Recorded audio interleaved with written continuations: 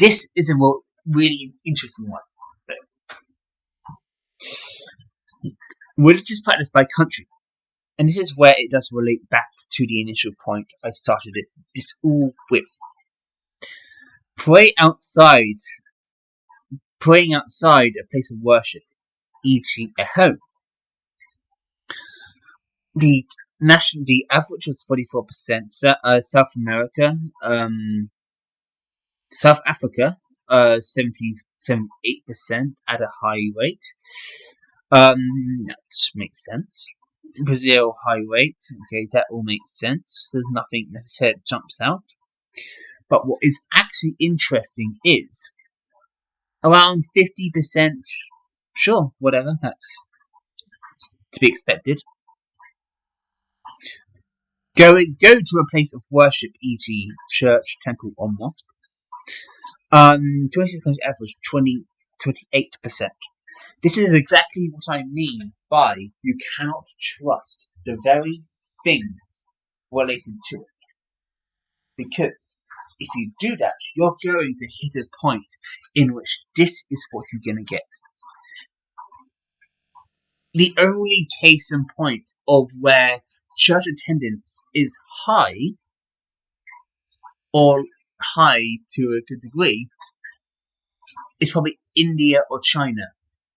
I'll say China's not in there because they didn't cover it. But in my own personal research, we came to a conclusion that China's probably around going to a place of worship, church, temple, or mosque, is probably around 85 to 95% because the religious culture there. Hello everybody, and in this video I want to talk about something interesting. It's a statement someone said to me, but has actual interesting ramifications. I said a comment in response, and therefore did some more research. And research backed my statement up, and I will go over that statement today. And the statement will be shown in 2 seconds. I think, though, the context for this is important. This came up because I was asking someone, they are Buddhist, by the way, I didn't know much about Buddhism, and there was some stuff before which caused some slight issues here and there about some things, but that is besides the point. In any case, I asked them this directly because I was after an intellectual conversation about the matter. What is God to you? Because I'm not falling for the lie that others push that Buddhism is an atheistic religion, because it's clearly not. They believe in some degree of higher power and some degree of something and other yada yada yada. But the point is, the context for this is that the conversation did not go well across the board, as in they got generally annoyed at me, and by saying Jenny gave a vague something about something and didn't really answer anything. But the point is, they did say this one comment here. You can explore and observe what people do at temples, at the temple or church, if you're interested. And this is where the thing in question I'm talking about is impacting things. Because I'd say, do not look at what people do at churches and temples if you're interested, because that is not necessarily an indicator of true belief, as I'll go over with research, because this research actually backs my statement up, where it says in one of the sources that across the board, hardly any, or if you're lucky, only half of the religious population actually attend church or temples, or the according stuff itself. In any case, I'll go and move into the research section. Play the conclusion of Religions for Breakfast's conclusion on is Buddhism an atheistic religion, and that will give you a brief summary of what I mean. Self-development. So while Buddhism is often perceived as atheistic or non-theistic, this is clearly not the case for the vast majority of Buddhists throughout the vast majority of Buddhist history. If we're running with certain understandings of atheism. Atheism takes several forms. Some atheists are metaphysical naturalists, rejecting all supernatural phenomena, while others lack belief in God or gods, but still might hold to some sort of supernatural belief. In any case, canonical Buddhist texts and the lived experiences of Buddhists across the world demonstrate that Buddhism has a rich and complex cosmology populated by tons of gods and other supernatural beings, though Buddhism does sometimes blur any strict binary we might try to impose between theism and atheism. The common perception of Buddhism as atheistic is largely a product of the 19th and 20th century encounter between Buddhism and Western modernity. The development of Buddhist modernism, and later secular Buddhism, sought to present Buddhism as a rational, scientific, and philosophically sophisticated tradition, compatible with the values and intellectual currents of the modern West. This modernist interpretation of Buddhism downplayed elements such as belief in the supernatural and devotional rituals, while emphasizing meditation and empirical investigation. These ideas have profoundly affected the popular understanding and practice of Buddhism today. However, it's crucial to recognize that these modernist and secularized forms of Buddhism represent just one facet of a much larger tradition. Buddhism is not a monolithic entity, but an array of beliefs, practices, and cultural expressions, most of which include some form of supernatural entities. Other reason why I'm doing this is just to make this very clear, so that if people who actually still believe Buddhism is still an atheist thing, you're wrong. Because let's just do this. Look at this source, right? A Buddhist studies website. However, it is a question whether Buddhism is truly atheistic. In Buddhist legends, the gods of India play a great role. Brahma and Indra encouraged the Buddha to share the truth of his enlightenment with all people. In the later mythic depictions of the Mahayana sacred texts, the audience attending the Buddha's sermons include hordes of deities and every type who listen and affirm the Buddha's message. In popular religion in every country, the gods support Buddhism and provide for the worldly needs of people for health, wealth, and spiritual protection. The native Japanese gods were seen as manifestations of Buddhas, and I can't say that one word there. I'm not going to attempt it because that'd be a slander. To protect Japan, even before Buddhism arrived. In Japan, virtually all temples had a shrine dedicated to Tutale, native god or Indian deity to protect the sacred area. Buddhist teachings taught that gods, through powerful to aid beings in their worldly life, were irrelevant for gaining enlightenment and spiritual development. No amount of devotion or praying to a god will bring Buddhist enlightenment. In fact, according to Buddhism, the gods themselves need to be enlightened. The gods, like every other being, must strive for enlightenment. They are dimensions of the six paths of existence through which sentient beings transmigrate until they gain enlightenment and enter nirvana. Any particular god became a god because of his good karma. Through a god that might have an extremely long life compared to a human, it is determined by karma and will eventually come to an end and the rebirth of God into another life. This understanding differs from Indian views where the gods are always gods. In Buddhism, the gods are part of the world in form and desire, and therefore essentially finite. While they are in the position of gods, they can benefit human life. Consequently, Buddhism believes that a god is not the highest level of spirituality. Entry into bliss and freedom, nirvana, and emancipation from the world of suffering and rebirth is gained only through undergoing Buddhist discipline. Buddhism is not therefore atheistic in its one understanding, which developed in the West as a reaction to theistic Christianity. Rather, Buddhism affirms many forms of spirituality and belief in gods as a means to elevate and improve worldly life. In its spread through Asia, it's been able to adapt to various native religious traditions to promote the spread of Buddhism. In the modern and contemporary context, Buddhism can coexist with Western beliefs in gods because it recognizes that such beliefs assist people in dealing with their everyday needs. However, we can only achieve enlightenment when we understand reality as it is beyond all concepts of belief and the nature of our own minds, which became attached to concepts and belief. Therefore, as a direct result, it is not atheistic. You may then ask, why am I even trying to debunk that? That's because I heard enough times in the past through people and certain online creators, which I honestly forgot which has said it, but I clearly remember them saying that it's more of an atheistic religion itself. But there you go. I just want to get it out of the way before I move into this because it's just a nitpick which I want to clarify before I go into everything else.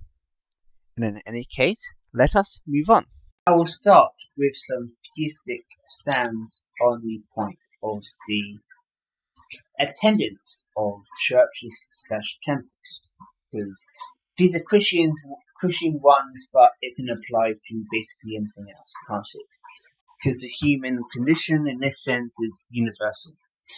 But these points, I think, is a good breather in to linking to the point I'm going into, because it's not about nitpicking everything absolutely to the point of looking into exact stats of every single Buddhist and every single Buddhist affiliation. No, that's not the case at all. Rather, I want to talk about the point of the topic. Warning, if you track church attendance, the numbers are lying to you from 2018.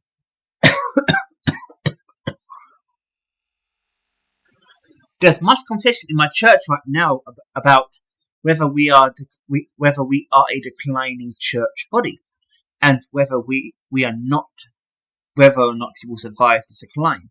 So, the series of statistics will tell us that we are in for the long slow. Steady dip before we hit rock bottom and recover. Not exactly message want to hear. If you are a believer faithfully caring about the word Christ left the church do. Here's the thing: the numbers are numbers, right? We have to trust what the numbers don't lie, right? No. I would say numbers are lying. Here's one. Anyway.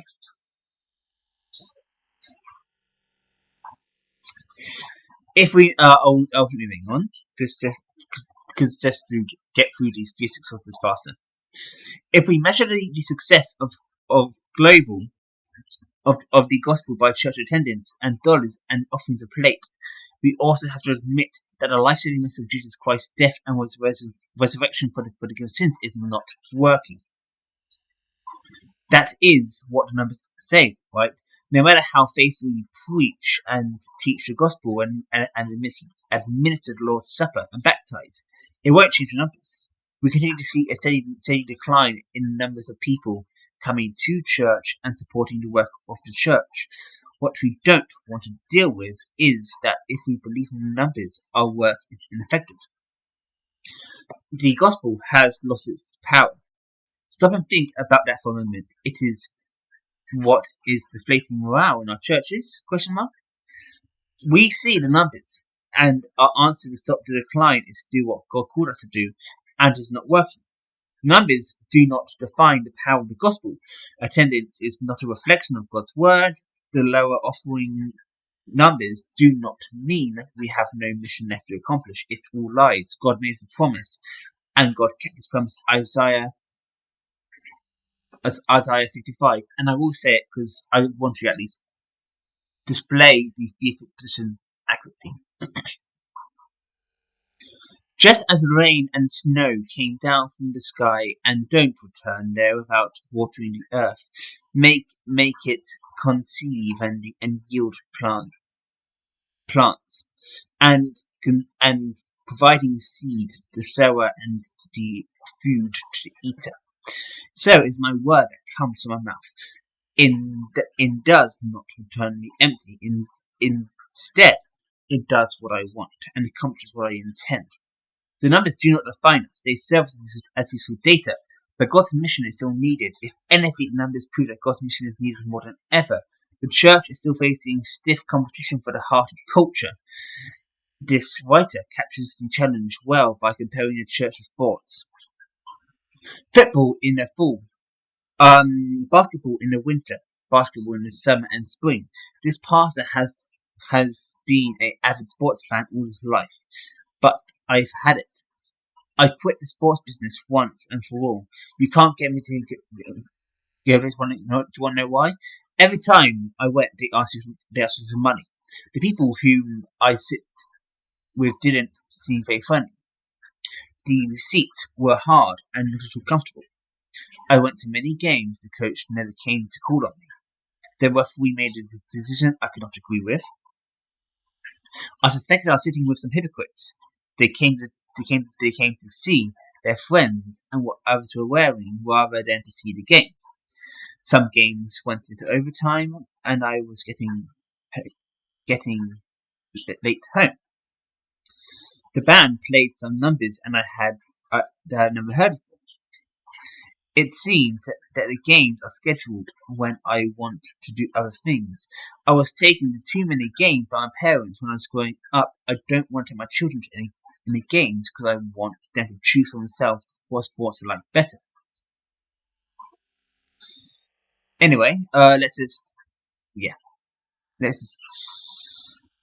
instead track numbers that help hold your church accountable for those things that the church in Acts was measuring people studying God's word, the numbers of individuals engaged in living life together in community, the numbers of people helped with the offering of God's people, the numbers of people gathering, and the number of answered prayers.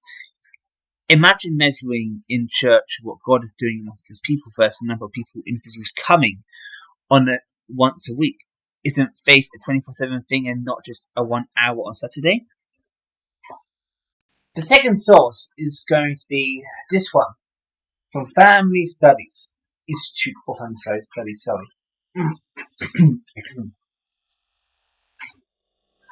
Religious resolutions. Is just going to church enough? Many recent studies show that religion has a profound positive impact on those lives around the globe. I'm not going to say that's true, but that's neither here nor there. I'm not necessarily attacking that point in this video. I'm rather attacking the point of church attendance mattering and showing as a culture.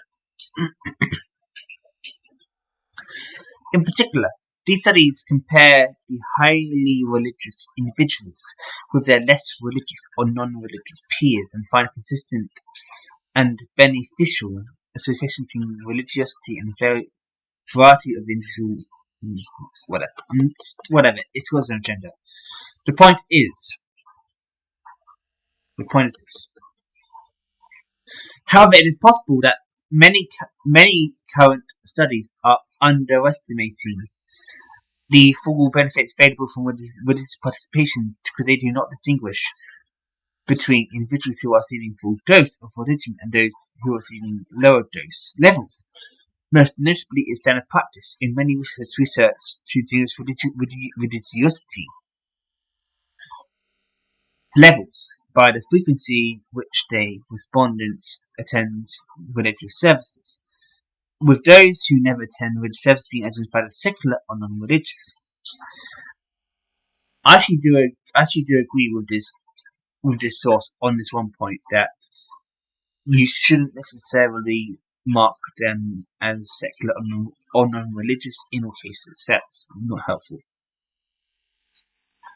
Those who attend occasionally being identified as nominal or less religious, and those who attend regularly as active or highly religious, often weekly or more attendance at religious services is used as an indicator of high religiosity, but some studies are starting to identify highly religious individuals as those who simply attend religious services at least once per month.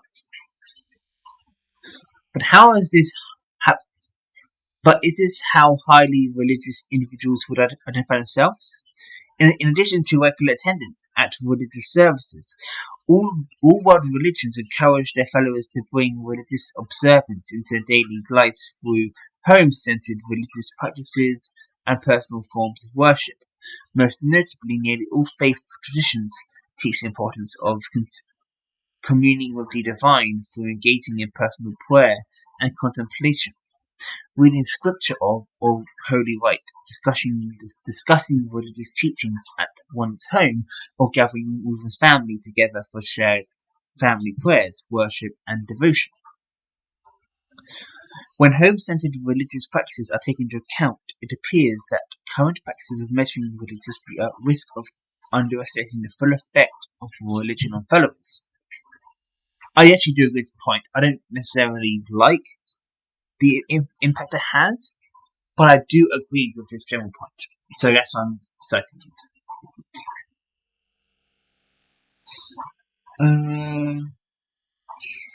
Indeed, current methods that solely rely on church attendance to distinguish religious dosage may be adequate in identifying non-religious and nominally religious individuals, but do not satisfy the truly highly religious in most faith communities. And actually does relate to the point about this individual. Names and it's cut out, obviously.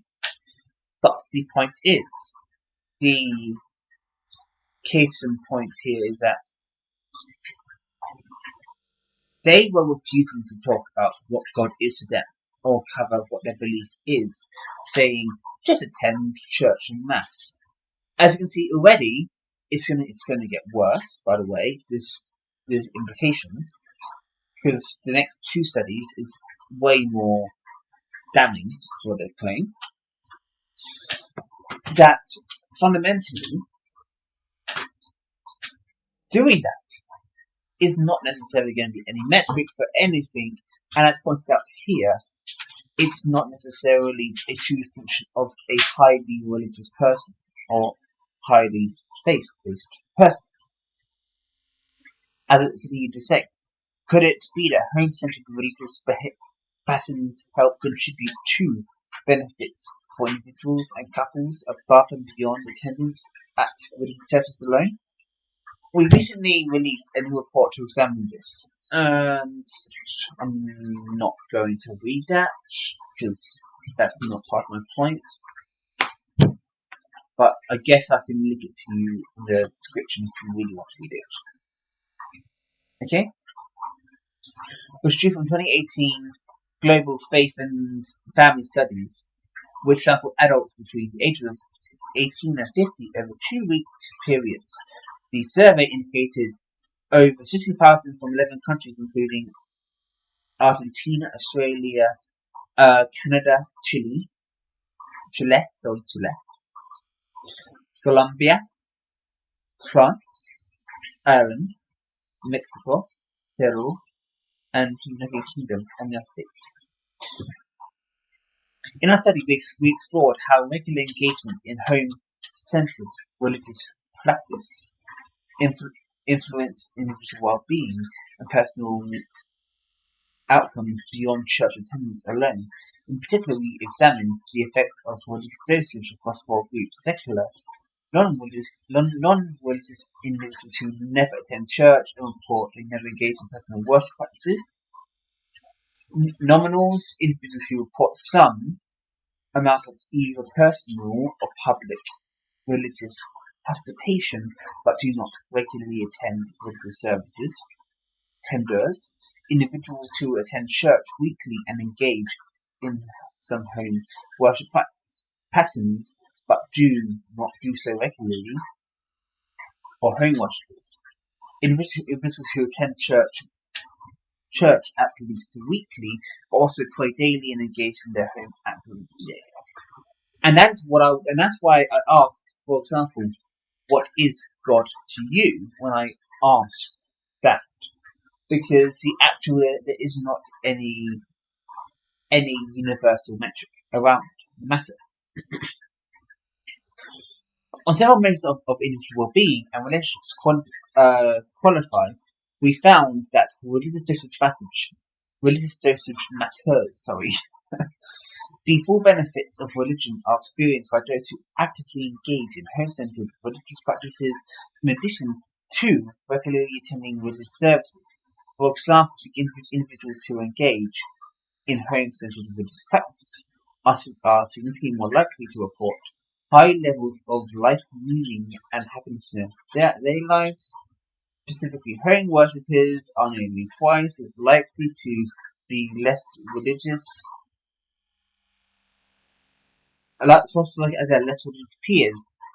Oh yeah, whatever. I'm not going to joke this. That's down to them. Whatever. It's just talking about USA Tech. Just gonna just quickly see everything else is here. I'll just end on this one. Our findings suggest that measuring religiosity with only church attendance underestimates the benefits of religion by approximately 25% on average, and can be as high as 50% on certain outcomes. And that actually does add up with the 2023 report, by the way. With only rare cases of church attendance being really quite high compared to population, but on average, church attendance was between 20 and 50%. Not any higher, really.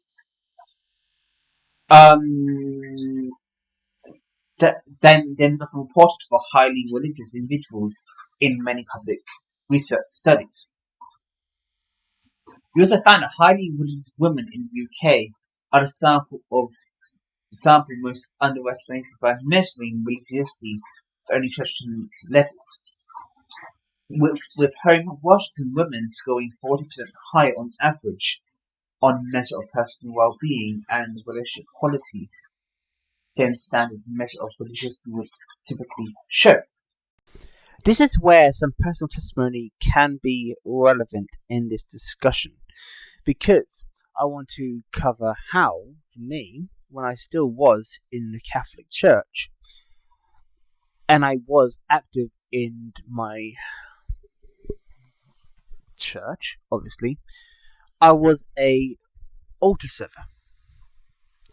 And what that basically means is I was, by technicality, doing one of the most spiritual, holy positions in the whole church, so to speak, in some ways.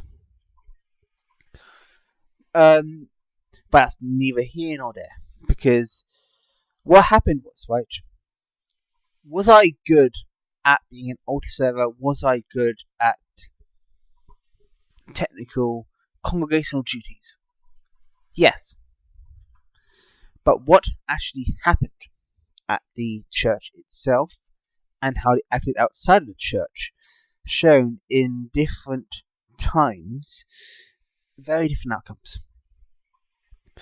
A prime example was when we were covering Ledantosi, which was Ledantosi, right? Where Ledantosi, talking about environmentalism and dominionism and that sort of thing, right? The so-called Catholics in the room were all worrying about their own personal property in a selfish manner, and then not really responding well to being called out on it. All of the talk of charity, all of the talk of love for others and embrace of those without lesser went out of the window, as they basically were complaining about losing a second car or losing a house or losing this or that due to environmentalism. Like, and that actually is something in which highlighted one thing actually, because back then when I was still there, it actually made some within the church made some of the church look at me like I'm a more spiritual person than them, or at least more Catholic than them, at least in that sense. Because I was basically telling them to get over it and just and to have consideration for those who don't have much at all, and basically stop being so selfish and wasteful about food and consumerism, because there's already enough starving people and already enough people without in the world. Basically speaking, yeah. And then there was some other incidents, but the point is, there's many other accounts. It's like, even the reason why I was banned from becoming a senior server, right? Because when you're a server, there's junior and senior servers, right? There's the junior phase, in which is like X state to 18, and then like 18 plus, you need to become a senior server. That's slightly more responsibility, but it's not the end of the world, right? I actually was trying to do it because then I still had that false belief. But the point is, the church itself banned me from doing it. The church itself basically said, "No, you're too effeminate. You're too this or too that. You're too eccentric." That is true. I actually am quite eccentric and effeminate. So they weren't exactly lying. But there's also other times in the church where they were basically dismissing me because I was for me being socialist as well. So it was like the congregation itself had a huge problem regarding culture. There's also other incidents when some of the church girls falsely accused me of trying to rape their daughters for stupid reasons. So I will say also then that there's also some very bizarre people in there. And yeah, let's just say that plus many other things led to me deconstructing and deconverting entirely. But the point is, the hypocrisy levels was shown to a large extent. I'll now look into Cura, some stuff here quickly. It's just a mere side note, so it's not like the absolute core, because the next thing following is going to be the smoking gun of all of this. When something is performative, it is done for the sake of appearances, and typically not to make people of a particular group think you are a good person. But it usually does not have any practical impact and does not influence one's non-public actions. The word refers to a performance or acting. It isn't real. At best, it comes down to mixed motivations, which are mainly about appearances. Performative is used to describe belief systems for actions, performative activism, performative feminism, performative allyship. Performative Christianity, again it's about Christianity back in part, performative Islam, or Sikhism, or whatever you want. Could be used to describe the behaviour of someone who behaves as a whatever insert religion in a superficial public way, or does not have a deep understanding of the faith, and is not guided by Christian principles or in their daily life. It is not the same as hypocrisy, but it can take that form.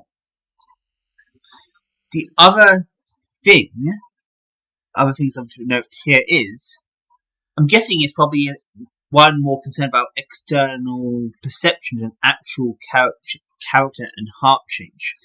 Jesus dealt with this issue when he engaged with Pharisees. The analogue Jesus draws upon is washing a cup. Jesus points that it's useless to wash out the cup outside the cup. And you can read it yourself. And let's say this one. What would consider a fake Christian? A hypocrite, someone who professes one thing with their lips but does the opposite with their actions. In other words, if someone says they are Christian, a follower of Jesus, but do not obey the teachings of their master Jesus, then I would consider them a fake Christian.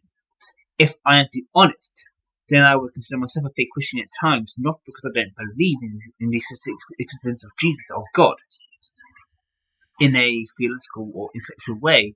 Rather, I don't always obey Jesus' teaching, as I ought to do so. But during these times of disobedience, I am considered a fake Christian. Luckily, God's grace pays for those times, and if we are humble enough to repent for sins, we can stay clear of sinning again. That then should highlight the point of how even within Christian theism itself, there's a whole dynamic surrounding it. So you don't even necessarily approach it from an atheistic standard, of course, because a lot of the actions of like in church, out church doesn't hugely matter in difference in principle to like an atheist, but to like a theist it matters more. But that's just a basic summarization, therefore, of that, which will then lead to the final thing. And this is my final source. Global Religion 2023 religious beliefs across the world, 26 country global advisor survey. And I did in between time of recording the last clip of this video and this one, I got some more information about about China's state of affairs as best as I could. It's because the way that works there is actually way more interesting thing. It has got an interesting contrast to it. Okay, let's see. Let's go some findings. Belief in the higher power. On average, across 26 countries surveyed, 40% said they believe in God, as described in Holy Scriptures. Yeah, anyway. I'll go over all these examples. What is identification? 26 country average. Christian Protestant 29%, Christian 11, Lutheran. You can read this yourself. Yeah, as you can see here, there seems to be that.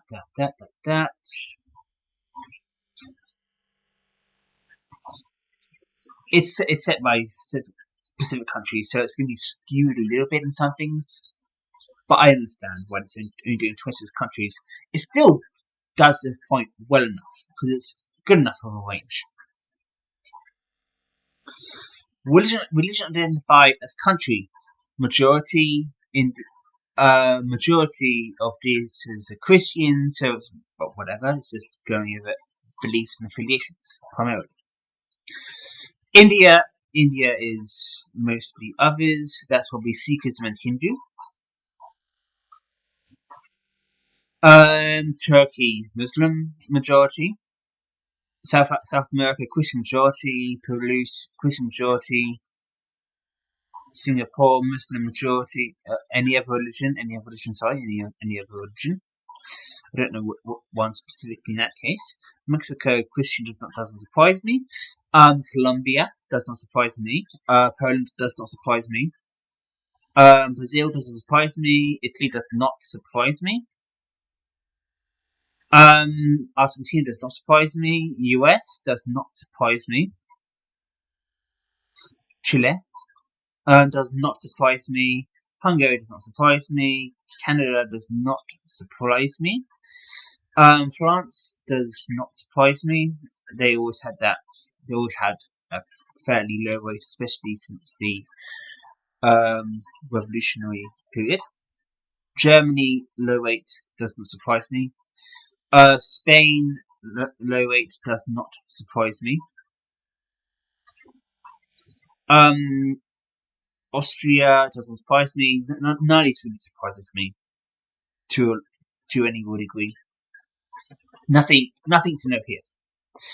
Religion and locations, gender and generation. Here, this is actually more interesting. Okay.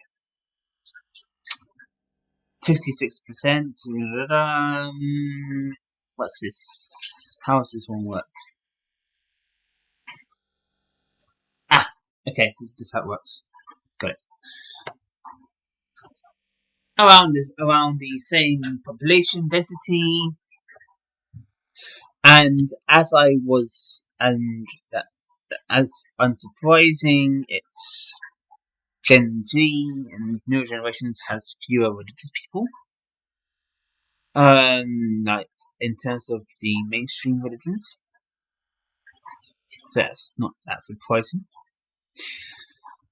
But that one's not important. That one, I mean, there's a whole bunch of stats here. You can go over yourself. Yeah, after you watch me, you can look at this yourself. This is a really interesting one. Religious practice by country. And this is where it does relate back to the initial point I started this all with. Praying outside a place of worship, e.g. a home. The average was 44%. South America, South Africa, 78% at a high rate. That makes sense.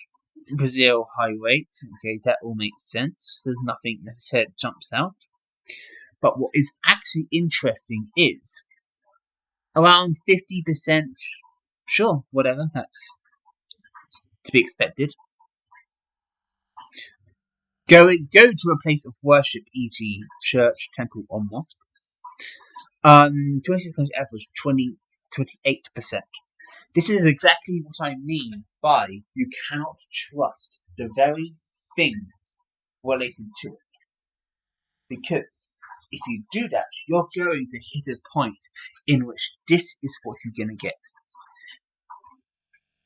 The only case in point of where church attendance is high, or high to a good degree, is probably India or China. I'll say China's not in there because they didn't cover it. But in my own personal research, we came to a conclusion that China's probably around going to a place of worship, church, temple, or mosque, is probably around 85 to 95% because the religious culture there has been developing that way. But the point is that there's a huge cravat with that, in that the general population itself is developing more atheistic tendencies in culture. So it's like the whole conversion into religions isn't as great. So it's like it comes with a double-ended blade, so to speak. But anyway, let's keep on point, shall we? India being the listed highest here at 71%. India is not listed much in terms of the praying at home. And if you then link this to the previous stuff, you can then connect 2 and 2. Communal worship, whatever. So, and this is what I mean by it's not being a true reflection of the culture itself. Because let's look at the second highest in this list. All of these never get past 51% and go down quite rapidly. So South Africa, 51%. Thailand, 50%. Brazil, 49%. Turkey, 47%. Colombia, 44%. Singapore, 39%. Poland, 38%. I can actually explain that one. That actually does make sense. What's Poland's? Does Poland list in terms of the other end? 52%. So it's a general so-so thing. That all aligns. Mexico, 38%. Peru, 37%. US, 28%. Italy, 23%. South Korea, 21%. Argentina, 20%. Australia, 20%. Chile, 20%. Canada, 18%. Spain, 18%. UK, 18%. Germany, 18%. Netherlands, 17%. Sweden, 16%. France, 15%. Hungary, 11%. Belgium, 9%. Japan, 9%. Now, using this set of data, for example, you can then therefore see the direct implication, therefore, that you cannot rely on the principle of just go to a church or temple to find out what it's about or what the culture's like. I can see here, right? Most of the people aren't attending. At least half aren't attending. Sorry, at least half. At least half of some cases aren't attending. And in the lower end of things, vast majority aren't attending. So it's like, how then are you supposed to learn about said things if you want to follow this logic of, if you want to learn about a religion, learn it through going to the temple or church or mosque or whatever. I'm applying this principle at this point. It doesn't choosing matter between differences between the lot. But that said, what my basic conclusion was to them there. That you cannot get the culture officially from this source.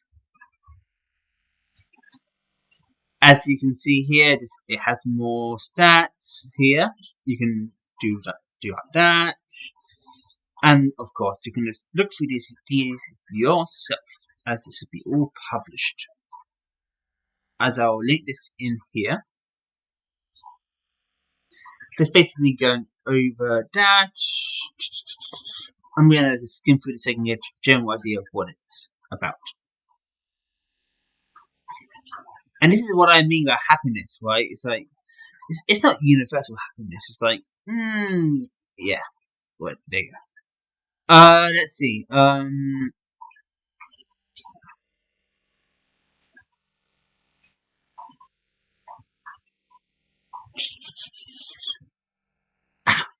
I think though this is actually quite kind of interesting.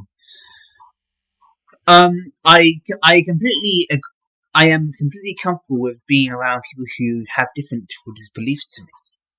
The lowest is South Korea, Germany, and Japan. Oh yeah, I can believe that. Religious practices are important to my life as a moral citizen. Yeah, sure, understandable. Because Japan is generally looking to be quite low in it anyway, across the board, so that's fine.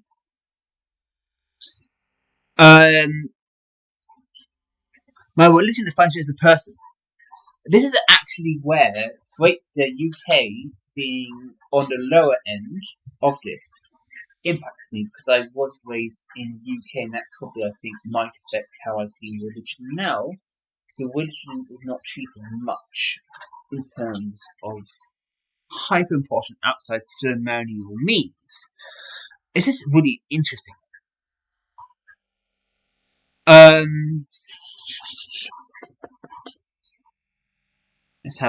Let's keep looking. To what extent do you say I am becoming human beliefs? Here we go. Germany, generally NA, not that major. I'm just going to move through to this point, just so you can get a good general idea. Okay? So, let's just quickly skim faster. Here we go.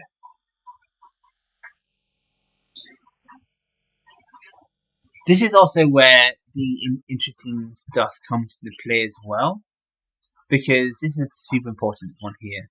I guess on a final note of this, 20, yeah. And with that, this concludes this video. I hope you learned something.